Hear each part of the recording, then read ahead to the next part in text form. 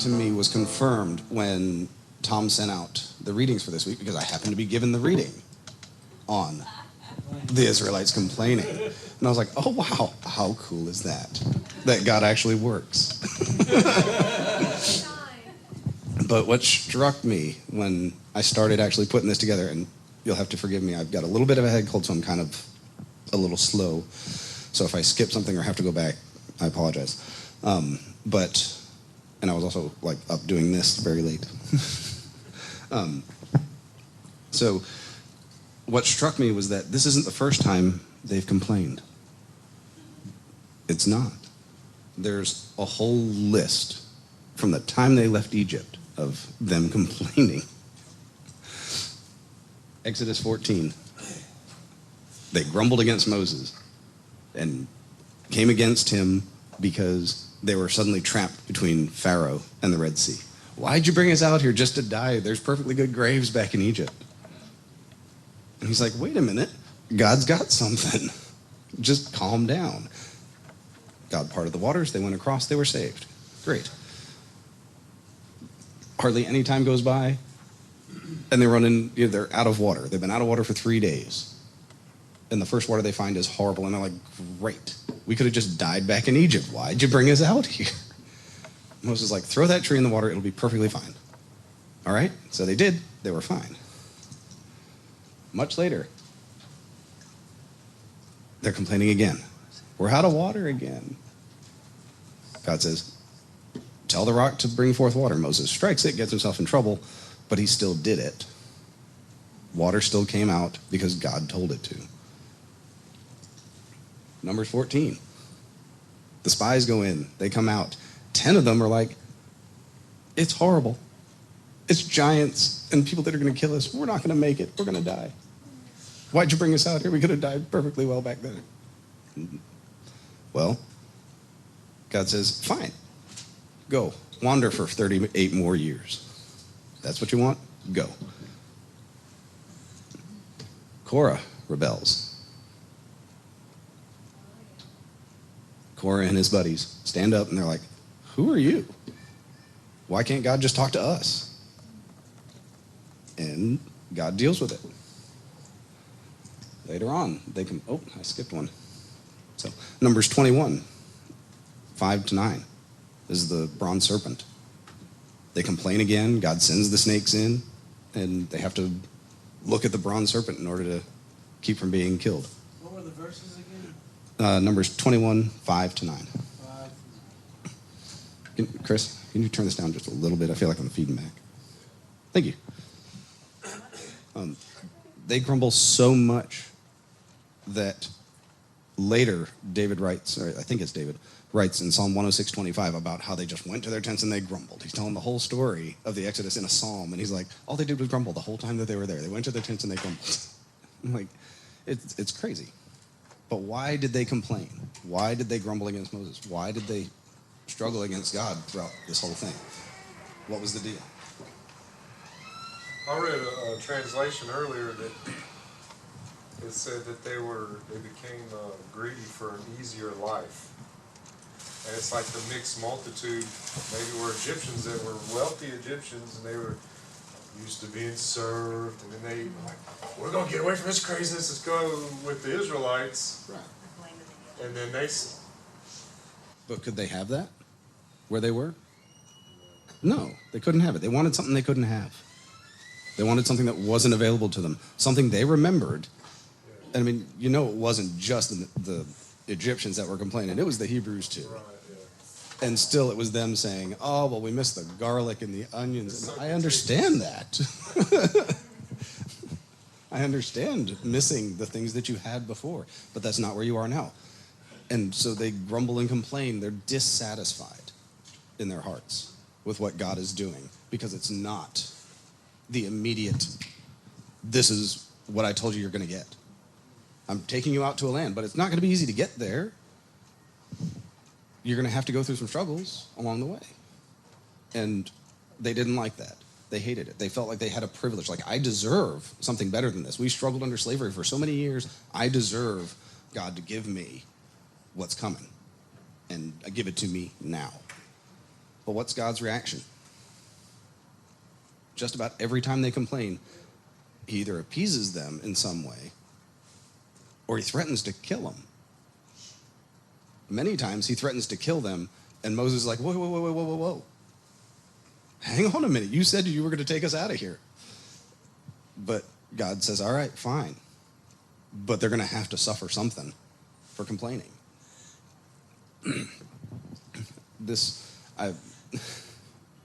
I'm almost a little reluctant to bring this up, but when I was searching for verses that had to do with complaining in Proverbs, one particular translation came up that said a complaining wife is like the dripping of water on a rainy day. And I told my wife that, and she was like, oh, I know you're not going to bring that up. And I said, wait a minute, there's a reason why this is a little bit appropriate. I've heard many, many places about how the covenant that God made with Israel is extremely similar to the marriage covenant. The wording of and how it went. How he went and took them out of their house to bring them to his house, and how he made this covenant and said, this is all the stuff I'm going to do for you. All you have to do is sign right here. And they did. So they were essentially married to God. And now they're a complaining wife. Now, unfortunately, when I did a little more research, the word for complaining there is actually not the Hebrew word for complaining. It's more nagging or arguing. But still, I thought this kind of makes sense. And so I went a little further looking for times before that there were complaining, groanings and complainings. And the first one I found, and maybe this is a bit of a stretch for some people, but Genesis 3:12, at the fall. God comes out, says, where are you? And he says, did you eat of the tree? And Adam says, well, this woman that you gave me, I didn't do it. She gave it to me. So why are you punishing me? It started right away. This dissatisfaction with what we have. Cain kills his brother. God says, what am I going to do with you? Okay, fine. You're going to be outcast. You're going to be sent to wander the world and everything else. And Cain's like, my punishment is so great. You killed your brother. You committed the first murder. And you're going to complain about the punishment you receive? Job 10:1. I will voice my complaint. He says it over and over again throughout the book, that I will voice my complaint, not to man. I'm not complaining about anybody else. I'm complaining to God because God has done this to me. Is he right to complain?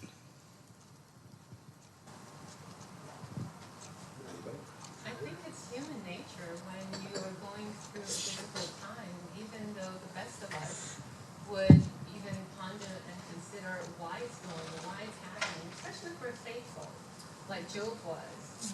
We're thinking, why has this happened to me? Case in point, I was reading about Josiah this morning, and I was shocked. I didn't realize that after he had brought Israel back and was such a faithful king, that he was killed in battle.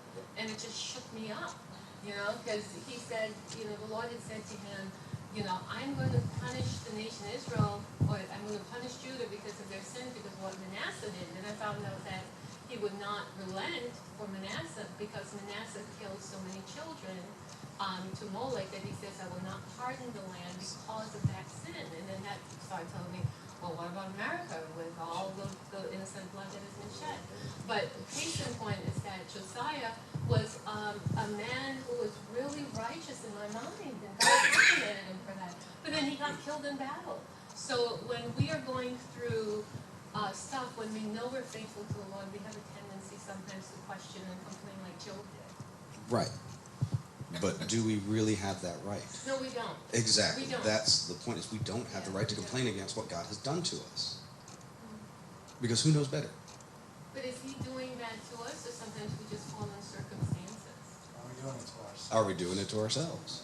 But we don't look at it that way. We go to God and we're like, why are you doing this to me? Well, It's your fault. Well, you're the one that touched the hot stove. Don't do that. But I think the point here is that from the fall, our brokenness spiritually causes us to be eternally dissatisfied with what we have. We always think there's something better for us. All you have to do is look at the mega churches that we have in the U.S. I came out of one. I worked for one for almost 5 years. And the message there was, you deserve more. You should be having more. You should be having more. You should be having more. And if you're not, your faith isn't strong enough. You're doing something wrong. This prosperity gospel that's being preached in a lot of big churches is to appease people and to make them feel good about themselves and to tell them, you should have more. Do you need more? I look at the toys that my kids have and I'm like, do we really need more toys? Well, sometimes it appears we do, but also, it can burden us. I mean, the more we have, the more Right. stuff we have. Sure. Even the more money. Right. It requires, a lot of stewardship, a lot Mhm. of, That's true. wisdom. I mean, really, Mm-hmm. it's consuming. Right. It can be consuming. It's completely consuming. But you know, it sounds like these mega churches are dancing around the golden calf. In many ways they are. Entirely. Wow. Entirely. Like Israel didn't have a monopoly on that. Well, Yeshua warns us against that, right? When he told here, because I thought about, I'm even looking over at that storage facility right next door, the bigger barns practice, Like, I have like a handful of boxes in my closets at home, stuff that I never pull out, and I think to myself, why am I keeping this stuff, it's kind of like when you talk about the toys, like most of those toys, they play with them a little bit and then they get bored with them and they just sit there, and it's, Every so often we'll go through the kids' toy boxes and be like, they never play with this is broken, we can throw this out, that kind of thing. And every so often I have to go through my stuff. Yeah. I mean, Yeah, get rid of boy toys. I held on to stuff from when I worked for IBM 15 years ago. Wow. And I finally went through it a couple years ago and was like, I don't need this Right. stuff. Computers are so far beyond what I used to work on, this wouldn't even fit. So why do I hold on to it? I don't, because it's mine, and I don't want to give it up.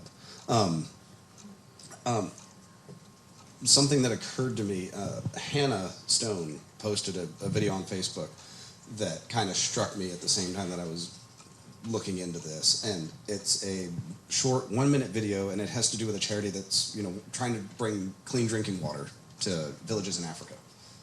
Great idea, it's wonderful, they need it.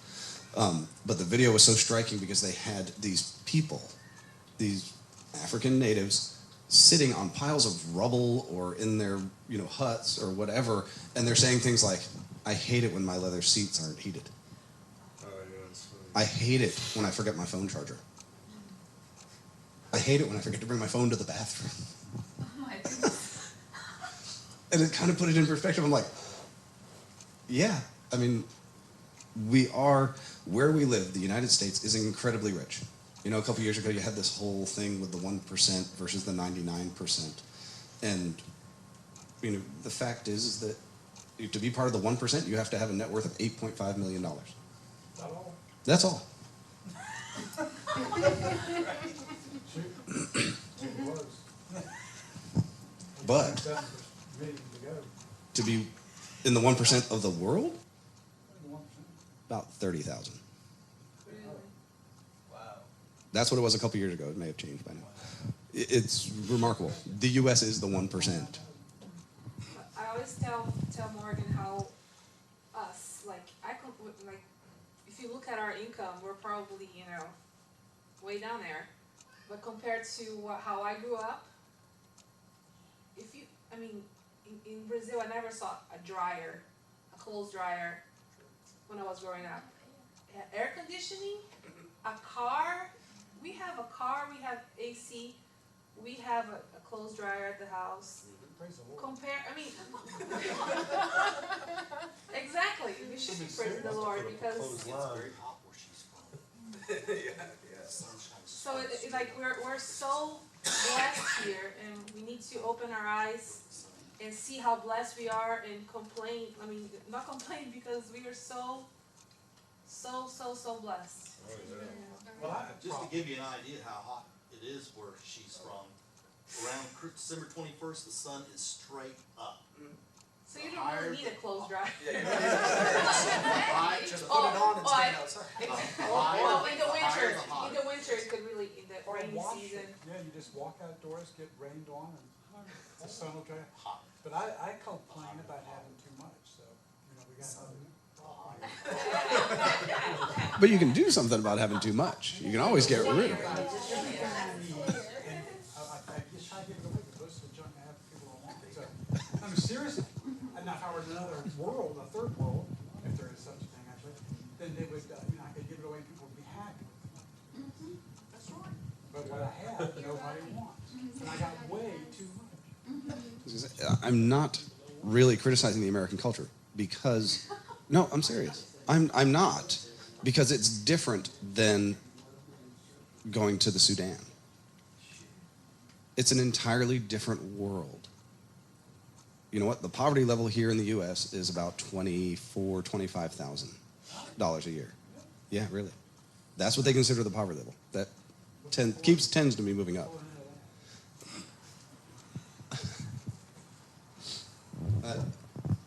But $25,000 in Africa, South America. Oh gosh, you'd be living high on the hog Somebody told me that, or lamb. somebody was telling me one time that like you can live very comfortably in Thailand for a month for $300. Oh, easily. Yeah, it's like, if you had $500, you're living like a king. You gotta eat some weird stuff. Not for long, though. Okay. I went to Costa Rica. My wife and I went in 2002, so it's been 13 years, and we spent a month down there. And where we stayed, there was a bar you could go to that you could buy a Heineken, kind of a high-end, imported beer. But with that beer, you got a 4-ounce steak, a bowl of rice, and a bowl of beans. It was $1. Wow. You could go there. I don't drink beer. I can't stand beer. Neither does my wife. But you could go there, order 3 beers, and just be stuffed for $3. Well, how much are they buying the stuff for if they can sell it so cheap? Next to nothing. No, they're just marking it up incredibly ridiculously here. It's because We're we paying make. the price for it, Right. and they can. There's a lot of things that goes through. Yeah, there's. Pay each page. Well, and they also get, most companies, they get some sort of tax break or tax write-off if they sell something under its original cost. So they get that, and they call it, They call it a loss leader. dumping, well, they call it dumping, right. yeah. Because they'll go and they dump all their stuff in other countries for well below the actual cost of the item, so then. And they write it off so that they don't have to pay the taxes on it. And Yep. that's all well and good. The reason why our prices are so high is because we can afford it. It's supply and demand. People are willing to pay that much. Yep. The demand is there when the people will buy it. So, I mean. And labor here is higher, It's much, much higher. much higher. Like, When we were in Costa Rica, one of the big things there is sugarcane. And they paid their workers about 30 cents a day to go up a day. You can't really compare. You can't compare. That 30 cents a day would be more like $12, $15 an hour here. It's the expenses down there are considerably small compared to what they are here. It's just relativity. Things are relatively more expensive here because we make more money here and we have You expect we have an expectation. this washing detergent costs a whole lot more than a bar. But how many of us haven't said, gosh, I could stand $500 more a month? Or $1,000 more a month, or even $100 more. We never have quite enough. We're always just that short of what we want to do. Isn't that covetousness? That's the Covetousness is when you want what somebody else has. If you want more than reason, less greed. Isn't greed and covetousness the same thing? No, not exactly. No, not exactly. I mean, You don't want what what I thought it was always want what you don't have, whether it's somebody else's or not. Covetousness is usually that you see something that somebody else has. Oh, I want that can. Exactly. But ultimately, who are we to complain? So are you against free enterprise? Absolutely not. Quite the opposite. Lamentations 3:37-39. Who has spoken, and it came to pass, unless the Lord has commanded it? It is not from the mouth of the Most. Is it not from the mouth of the Most High that good and bad come? Why should a living man complain, a man, about the punishment of his sins? I mean, I think that gets laid out pretty well. Why should we complain about our situation when it's God that put us there, or it's our own sin that put us there? We're the ones that touch the hot stove. We're going to get burned. But I love that God gave us a way to know what those sins are, to know the Torah, and to know that sanctification, and to know that salvation through his Son. I mean, it's just magnificent. We cannot complain about the punishment of our sins, but we can understand why. And we thank God that he punishes us, that he corrects us, so that we don't do it again, hopefully. I'm so far guilty of repeating the same mistakes over and over and over again. So, but how do we fix this? How do we fix how we behave, how we complain, how we're always wanting something more than what we have? Humility. Right. What did Adam have before the fall? Get a relationship with God. Exactly. He had that relationship. He had that closeness. He walked every day in the presence of God. And if we, and I'm talking to myself here, if we would walk in the presence of God every day, how much happier would we be on a daily basis? How much less would we want those things? I think one important thing is too, because I noticed that this morning. When I woke up and I reflected back on this week, and this has really been one of the greatest weeks of my life, and I've lived in such favor this week. Not that I haven't been before, but just so many blessings came forth. And I woke up this morning and I realized that I'm not thirsty anymore. I kept thinking about what Yeshua said. You know, he who comes to me will never thirst. And I think, a big part of that is, I keep going back to what Julio said one time, you have to believe in Yeshua as the scriptures say he is. And I think that's really the key. You know, as long as we walk close to him, we won't have that desire, you know, because we'll have exactly what we need when we need it. And we'll have that satisfaction and contentment from within. So it's like if you're thirsty or if you're hungry, then it's basically a spiritual malnourishment. And when we neglect that, then we starve. Sure. It's really funny to me that you're saying all that, because it's occurring to me as you're talking that while we were on the retreat, there were stations around the property that each one had an I am verse that Yeshua said. I am the vine. I am the bread of life. You know, I am the light of the world. I am the good shepherd. I am all these things. And if you think about it, every one of those things had to do with being satisfied in some way.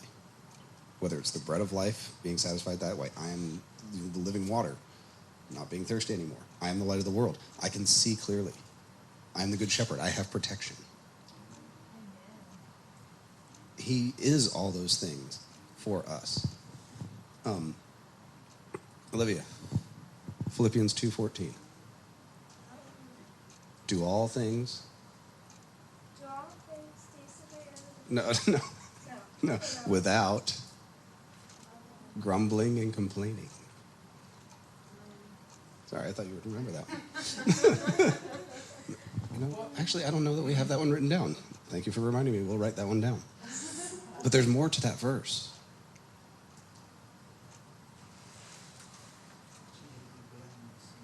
Ah, yes. that you may be blameless and innocent, children of God without blemish in the midst of a crooked and twisted generation, among whom you shine as lights of the world, holding fast to the word of life, so that in the day of Messiah I may be proud that I did not run in vain or labor in vain. This isn't just for the Philippians. This is for us.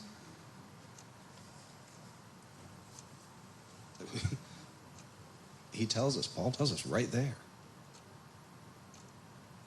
what happens when we do complain. All of a sudden, we're not that light anymore. All of a sudden, we're not those blameless and innocent children of God. But when we do what we need to do without the grumbling, without the complaining, oh, I really don't want to go to service today. Are you really going to shine if you're doing that? No. And so, who's our example? Yeah, Yeshua is our example. Did I put it on here? Isaiah 53:7. He was oppressed and he was afflicted, yet he opened not his mouth. Like a lamb that is led to the slaughter, like a sheep that before its shearers is silent, so he opened not his mouth. Did he complain? He went before God and said, if it's your will, take it from me. But he didn't say, I don't want to do this. He said, if it's your will, let it be done. So he didn't retaliate either. He didn't fight against it. He didn't speak up for himself when they accused him. He simply took it. But you know what? It's easy to say, well, he's God. How easy is that for him?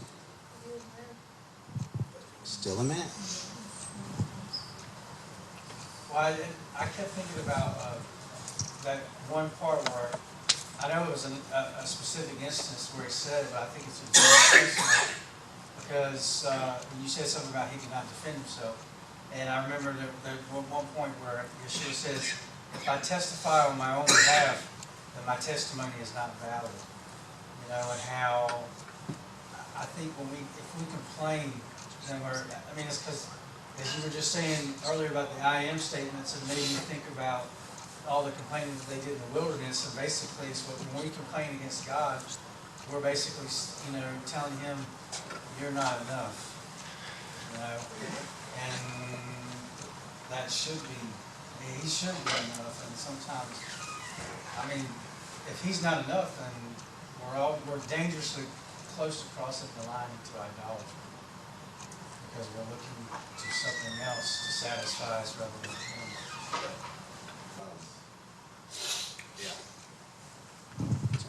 Yeah. But, thank you. Well, also, he only said what he heard his father tell him he should do or say. So he was in the very center of his father's will. And that's probably that is very crucial in Mm-hmm. in a condition of not complaining. Because if you know, no matter how hard it is, this is where I'm supposed to be now, then that gives me the right perspective Sure. for the trial and not just go If somebody came to me and said, I need you to name all the animals in the world, I would tell them they've lost their mind. I can't possibly do that. But God went to Adam and said, name them all. Okay. Why? Why did he do it? Why did he just jump in and do it? Because God said to. Because God himself was there talking to him. He was in God's presence. And he had no question about who it was that was talking. I have a revelation about the whole God that was really powerful for me the other day. In my job, when I work for companies, I usually, from a communication standpoint, put together really profound communication to other companies because you're trying to solicit business. And I'm usually recognized by the grace of God for that ability. So one of my colleagues, who's at a much higher level than I am, she's a VP of sales, But she wanted me to help her out with coming up with a communication piece. And I had just put together one that I'm using for myself. And not necessarily, my flesh didn't necessarily want to share it instantaneously. And then the Holy Spirit said to me, brought me back to scripture and said, Yeshua said, whomever asks of you to give. And then the Lord said to me, when you're walking in my word, you're walking in my will. And that did it for me. I sent it immediately to her because I didn't need to hear anything else. He said, if you are walking in my will. So first he gave me the word. Yeshua in the Sermon on the Mount said, whomever that asks of you, give. Right? And then when he told me that, he says, like, remember this, when you're walking in my word, you're walking in my will. It is my will that you give it to her. So I just sent it. So for me now, when I know that I'm walking in the Lord's word, I know that I'm always in his will. And that's where that relationship comes. Because the Lord, Yeshua said, if you obey my word, if you obey the Father, then you are proving that you love him by obeying him. Right. Exactly. Thank you. That's fantastic. That's so hard to do, to give up something that you put yourself into and give it away like that. Paul is another great example, and this one.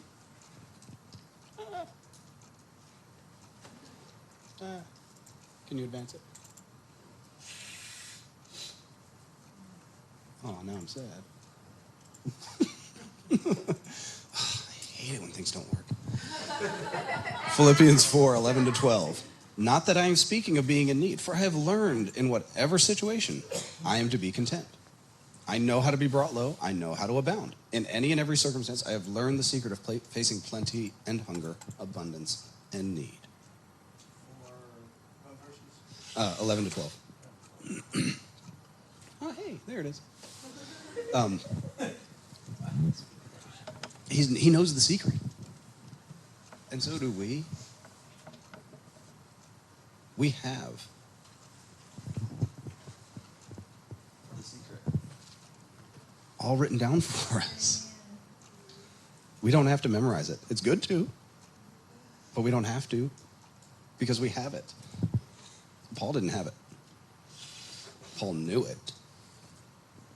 And, you know, I don't remember what it was earlier this week, but I was thinking about Paul, that he said something about being a day and a night in the sea. I was just wondering what was going through his mind as he was just kind of floating in the ocean.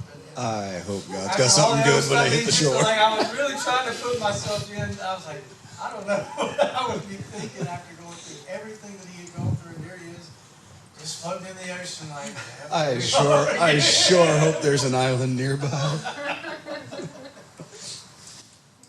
But, you know, it's not just about us individually. Pastor's been talking a lot lately about us as a community and who we are, what we do, and how we do it. And let's see if it's working now. James 5:9. Do not complain, brethren, against one another, so that you yourselves may not be judged. Behold, the judge is standing right at the door. How are we in relationship with each other? I come, I sit, I leave. I've done my duty, right? No, that's not a community. That's a congregation. That's a gathering and then a leaving.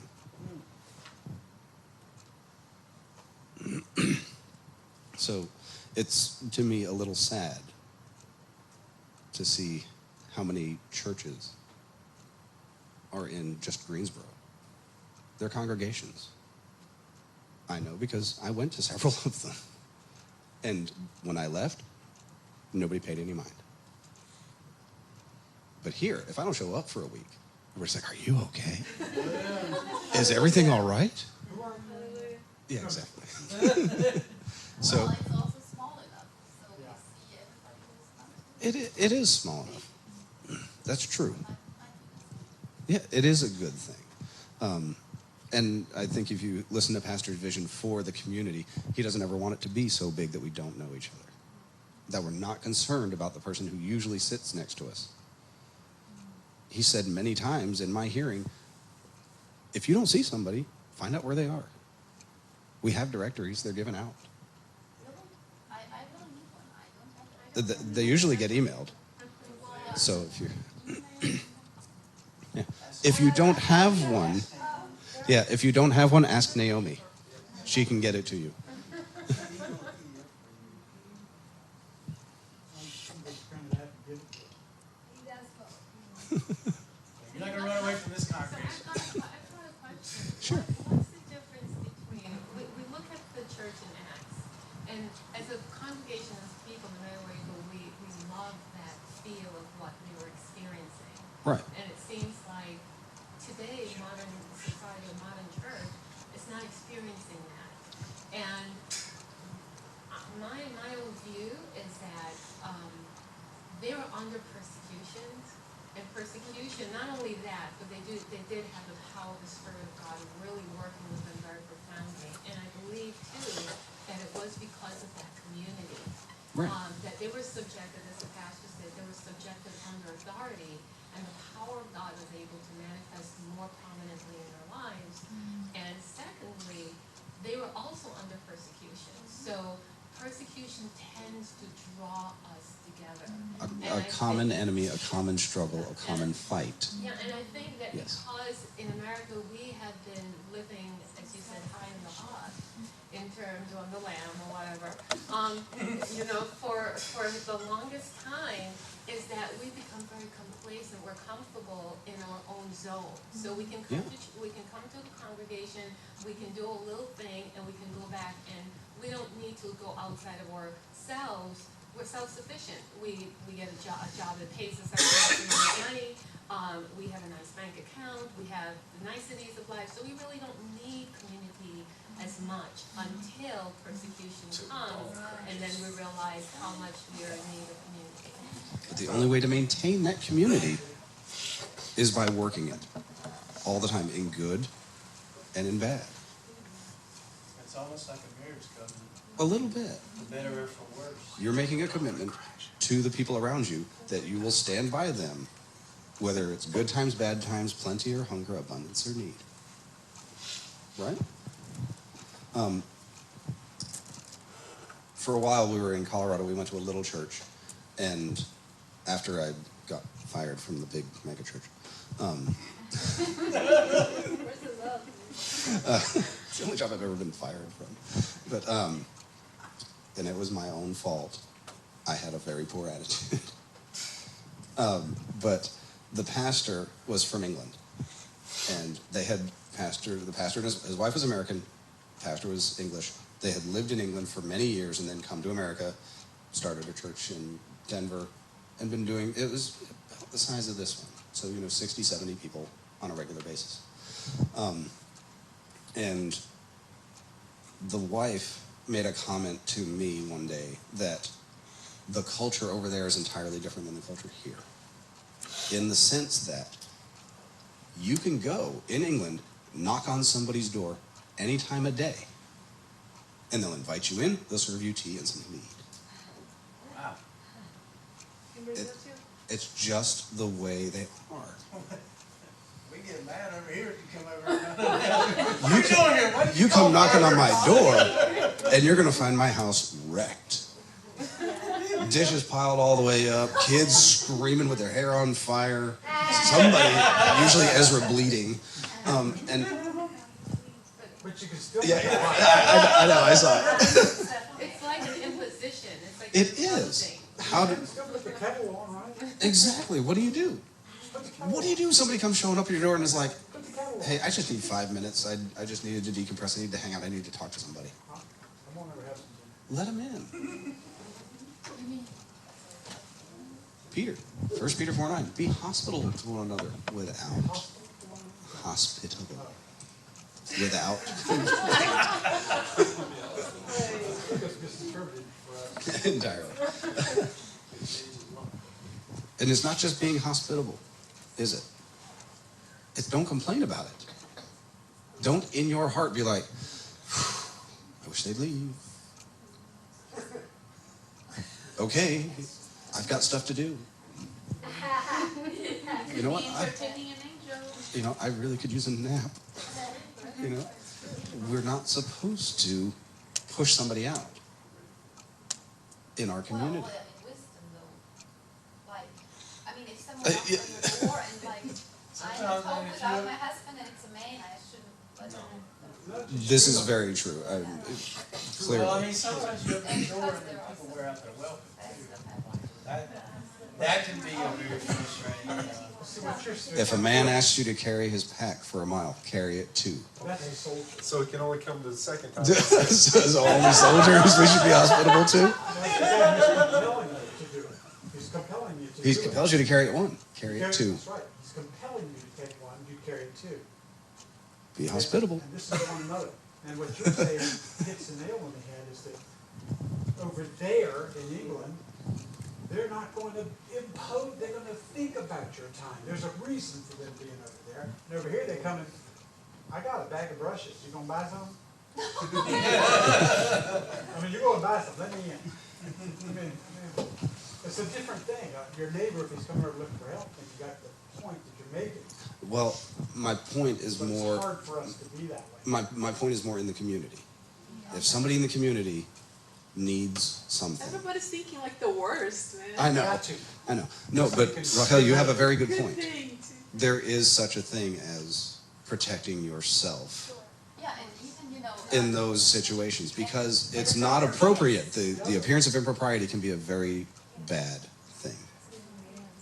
Yeah, even within a community. Yes, because within a very close-knit community, I'm at home without my husband, there should not be a man, you know. Not unaccompanied I with think another woman. that No. needs to be really understood too, because Yes. sometimes among believers, it's a little too, oh yeah, we're all brothers or sisters, and the we're also guidelines, still fallen. We're still broken. We're still imperfect. And Well, so especially- you are absolutely right.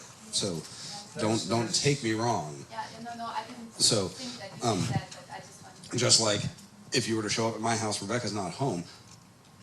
If you needed help, I would be thrilled to help you. I would have Olivia come and be right nearby.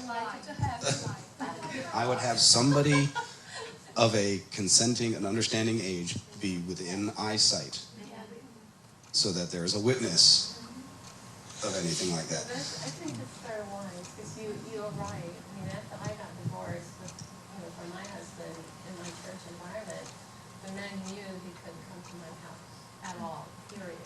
Because I wouldn't even entertain him. Because as Christians, we have to show the world, and sometimes they'll feel like, okay, well, maybe she needs help. I remember one time my car went down, and one brother came over to help me because he's an auto mechanic, but he brought another brother with him to do that, and I really appreciated that, because if they came at my house, they would be on the porch, because I'm not letting them in.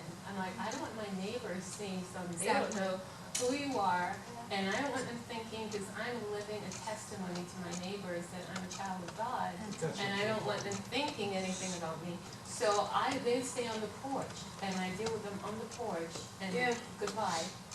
Thank you very much, brother, love you, thank you, but not in my house. So I think that what you're saying makes a very valid point, especially with either male or female.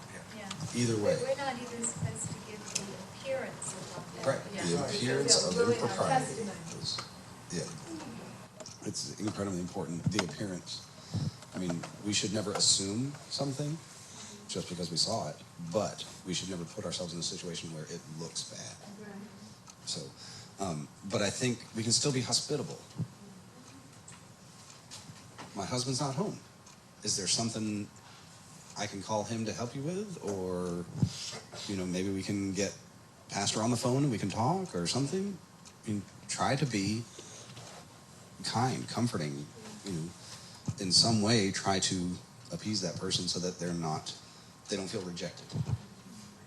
Because when somebody feels rejected by that kind of a thing, they're going to be hurt by that, and then it's going to fester and they're going to have a problem. So, and like I said, this whole thing, I'm talking to myself so much because, yeah, I would just rather not deal with people coming knocking on my door.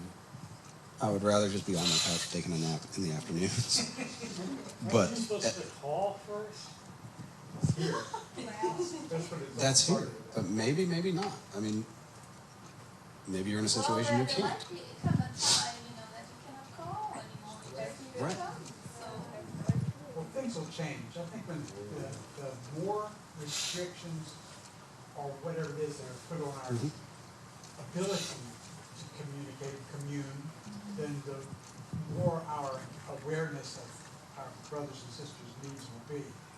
And we will I think that we will accommodate just out of maturity, will accommodate the needs of what happens. And there is no money. And you have to have a hole dug, and you might start digging a hole, but somebody may come and help you. Or whatever. And we will do it in a proper manner. Not that we're just going to barge in on the lot, but we will be available to help one